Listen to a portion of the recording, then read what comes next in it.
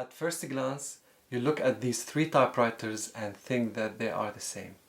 But are they the same? Stick around, watch the video, and by the end of it, you'll be able to tell them apart. My name is Walid, and I'm the co-founder of Mr. and Mrs. Vintage Typewriters. And in today's video, I'm gonna explain to you in a simplified way the difference between Olympia SM2, SM3 and SM4 typewriters. Plus, I'm gonna explain for you why we didn't include the SM1 model and the later SM5 model in our comparison.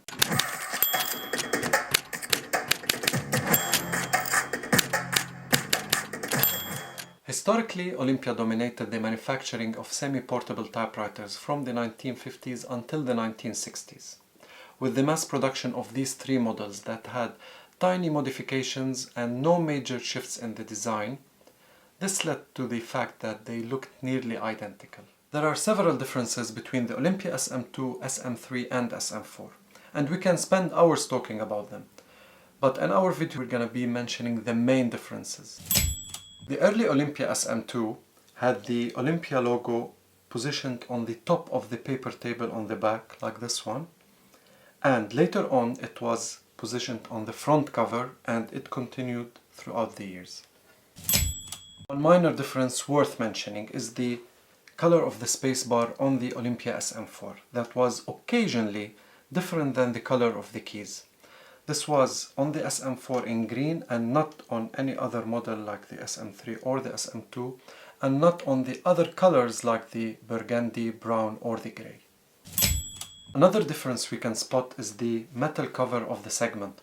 On the Olympia SM2 it's blank, as for the SM3 and the SM4 it had an engraving of Deluxe or S on it. Olympia SM2 had a card holder made of metal. As for the later model, the SM3 and the SM4, the card holder was made of transparent plastic that can be tilted away from the platen. Olympia SM2 and the Olympia SM3 had one carriage release lever on the right side of the carriage. As for the Olympia SM4, exceptionally, it had two carriage release levers, one on the right side of the carriage and one on the left side. The Olympia SM2 had a paper support arm that you manually open, while on the Olympia SM3 and the Olympia SM4, you need to press on the button on the right side and it will pop out of the carriage. One change that was only made on the early models of the Olympia SM3 was the paper bail. It extends to the front and it has a spring on the left side. The paper table on the SM2 was different in design than the paper table of the SM3 and the SM4, because they had to add the new options of the tabulation and the margins on the top. The margin setup on the SM2 was a push and move lever on the back of the carriage, while on the SM3 and the Olympia SM4 it was a pinch mechanism. You pinch the margins and move them left and right. And now with the last and main difference between the Olympia SM2, SM3 and SM4, and it's the tabulation option. The Olympia SM2 lacked the tabulation option. Later on they added the tabulation on the Olympia SM3.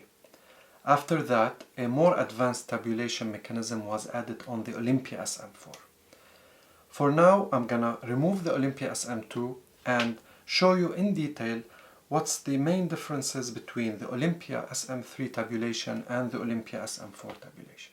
Now let's concentrate on the difference between the tabulation mechanism of the Olympia SM3 and the tabulation mechanism of the Olympia SM4. And we'll divide them into three different sections. A, it's how we set the tab stops of the tabulation mechanism.